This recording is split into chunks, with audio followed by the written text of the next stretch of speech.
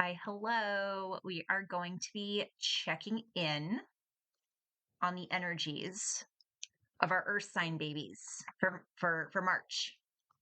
It's March 1st. We are day one into Venus retrograde.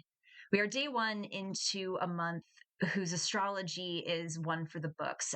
That being said, I just said this to my patrons in a live stream. No matter what your sign is, be very mindful about who, and this includes me, like listen into your body about how the information that's coming out over the next couple of weeks impacts you. I just keep seeing so many like naysayers and doomers, and it's like everybody's just looking for the yuck and the blood. And like I get that we're in scary times and everything, but how about we look for like the magic and the empowerment? And I'm getting a lot of that energy for everybody for this month. But anyway, anywho, get off my freaking soapbox. We're going to be starting with Taurus and Taurus placements.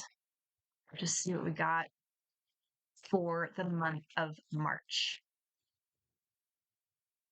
Love it when pentacles show up for earth signs. Like I love it when the spirit guides are just kind of like dead on the money.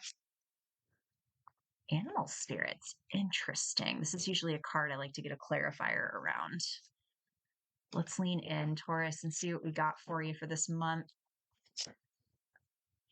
Restoring hope. We love that. Let's get a clarifier. Get a clarifier on the animal spirits. I think I know what they're putting down here, but I would just like to see it reflected back.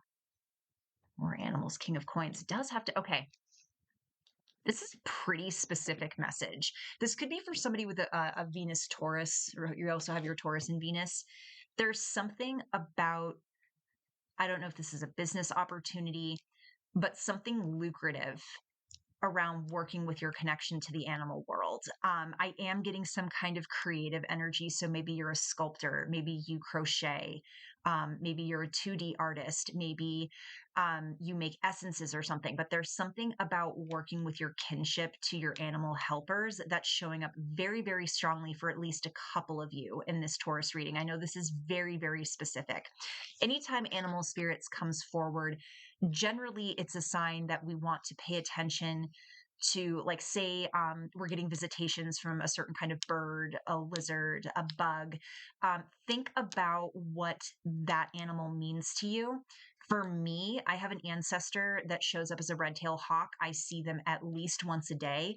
Sometimes I see them in different contexts, which is really crazy. Like I saw one getting chased down by a crow about 2 weeks ago. And this was when I was kind of like struggling a little bit to keep my mental space from like overriding my empowerment. So pay attention to the messaging, Taurus, whether or not there's something to be done lucratively regarding your relationship, just to the animal energies that are coming in. This can include videos that you see on TikTok or YouTube where it's like, oh, all of a sudden I'm seeing a lot of capybaras or I'm seeing a lot of elephants, and just lean in and try to figure out, well, what is the medicine here? There is something coming forward in general about head down, focus on the things that you have control over, Taurus. The Eight of Coins to me does spell out no small amount of productivity. And there's something about the expression on this person's face, like they're super hyper focused and determined to get this work done.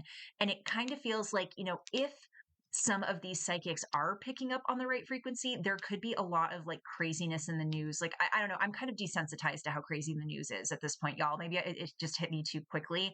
But not everybody is like that. And I say that now and watch something come out where I'm like, oh my God.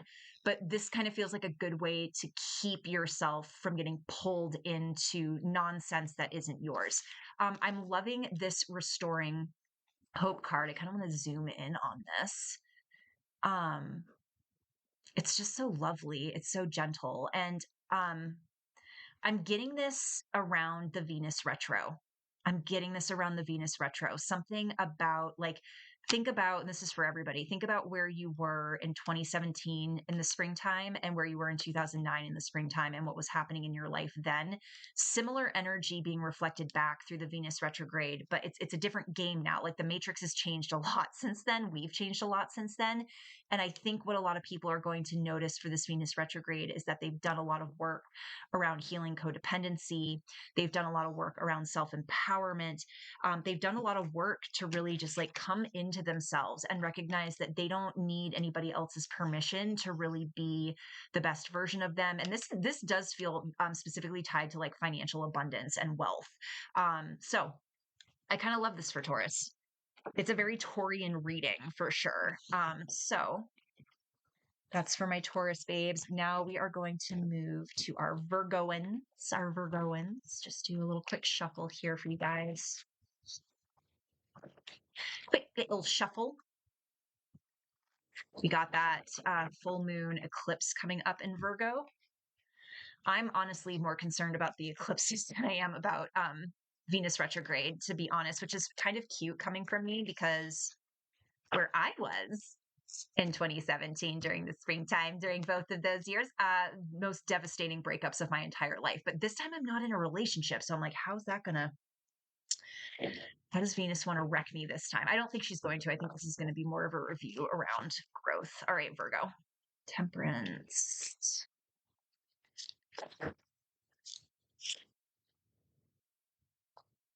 Okay. My ear just started ringing with this one. Oh, Virgo. Okay, my heart rate is elevating a little bit too, looking at this. Huh. This is complicated. There's so much going on here. There's so much going on here. There's ancestral shit going on here. There's right, the word coming through is retribution. I don't want to touch that too much, but there's something about like Virgo, if you feel like you keep getting looked over or you feel like you've been too patient, too kind, and this is Venus and Aries. This is fighting for what you think you deserve. And I know this can be a really freaky deaky concept for some people. They're not telling you to like step on anyone else to get there. They're not telling you to necessarily like be cruel, but you might have to be mean. Does that make sense? There's a huge difference between just like saying something that might rub somebody the wrong way and actual cruelty. Cruelty is enjoying somebody else's like pain, somebody innocent typically, versus like, I'm going to tell you you know what to your face, and it's going to make me feel really good and probably change people's opinion of me, but that's fine. There's something about breaking out of victimization with Virgo, but this also for most of you feels like more of an internal thing than an external thing. This feels like confronting the honestly, Virgo, you guys have one of the most tricky shadows I think out of the entire zodiac because it has to do with perfectionism and just like never letting yourself off the hook. I have a moon in Virgo in my first house, so sometimes I call myself an honorary Virgoan, and my it's taken, I'm 42 now. It's taken a long time to wrangle that inner critic into a version that works for me versus hurts me all the time. You're going to have to be really, really patient with yourself to get to this stage. But I feel like if you're not working with a therapist, this is the month to start. Specifically somebody who is trauma informed, because I feel this in my stomach. And I know Virgo rules the digestive system, solar plexus, willpower. There is a little bit of I hate the word self-sabotage, a little bit of getting in your own way, probably is a protective thing, a subconsciously protective thing when it comes to trying to jump onto certain timelines. Reckoning this might be a challenging month when it comes to just like allowing yourself to exist in all of your dimensions, including the one that's not just going to sit back and take it, including the one that's going to go get what they think they deserve. I do feel conflict with a sibling coming up around this too. And this is a sibling, and it could be an older sibling. It feels like the dynamic, like you're the baby of the family. But it's just giving, I'm not going to let this person walk all over me anymore. This could be a little bit bigger if there are those of you that are socially justice inclined. Like if you're inclined to kind of like make a difference in the world in a bigger way, I could see you starting to get a little bit like, okay, no one else is going to do it. Like, I think a lot of us are kind of waiting for somebody else to do it. And you're like, oh, no one else is going to do it. I guess I'm going to have to, or none of us are going to get to. So just keep that in mind. But it's through the lens of like being very present, of taking any anxiety and turning it into like generative action. Because temperance is a card of alchemy. It's like taking something and turning it into something else. Okay. It's Virgo. Do another quick shuffle and we will end with Capricorn.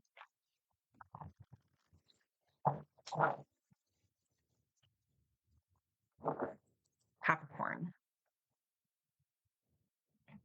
Capricorn is not here to mess around, apparently. This King of Swords card. This feels very protective. Oh, interesting. This feels very protective. Um, Finding your limits, robbery. Let me get a clarifier on that robbery card. Six of Cups. Oh, wow. Okay, like these two cards together are giving like I was robbed in my childhood of something. Be careful that you're not overcompensating now, Aquarius, or not. I don't know why I'm thinking Aquarius, Capricorn. Could be a couple of you with Aquarius risings, Aquarius moons that have Cappy suns. Let me sit with this for a second.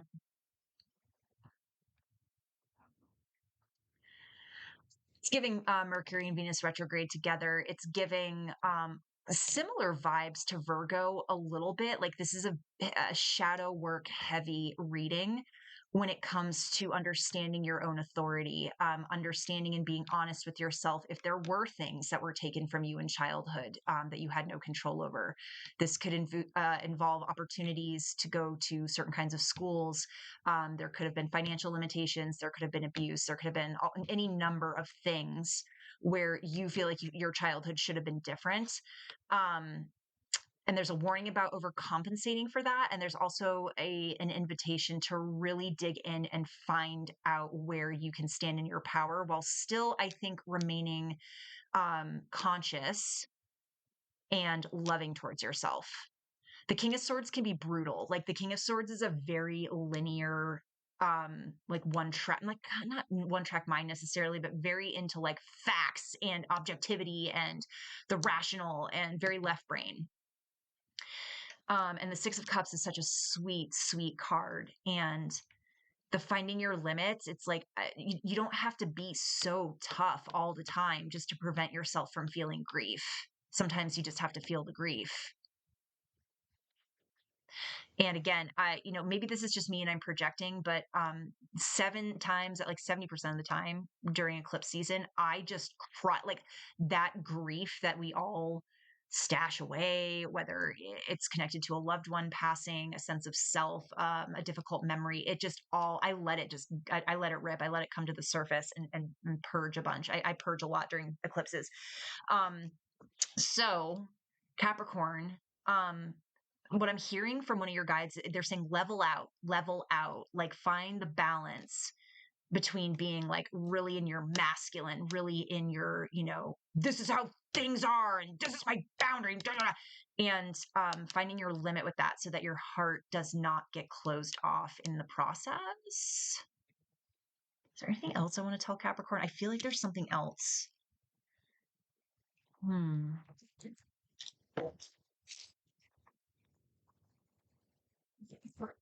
It's like an invitation to just like find out the source of your stuff. So kind of like with Virgo, if you are not in with a counselor, trauma informed counselor, I'm not a big fan. If you've ever done a session with me, you know that I've already talked about this. I talk about this a lot. I'm not a big fan of psychotherapy. I think it has its place, and it certainly did in the former paradigm in the world that we were in before. But the modalities that are out there right now for nervous system regulation, you guys are really like they're magical. Like they are so spiritually and emotionally potent. But they're also backed by science. And like I'm thinking specifically of internal family systems and EMDR. And I do offer level 1 IFS if you guys are ever interested in talking about that with me. IFS looks like talking to different parts of you and just getting curious about them. Like, you're not talking to them to change them or fix them. You're talking to them because you want to offer love and support. And you basically, it's a great way to find out like why we do certain things. And like, especially if you feel like you're somebody who gets in your own way, or you're too much of this or not enough of that, you can usually identify the part and work with them and integrate them. And it's just incredible. Incredible. All right, you guys, that's all the earth signs. Wishing you the best March ever. And I will see you all next month. If you have not yet subscribed, and click that little button and stay tuned. We've got more coming this month. All right. Bye.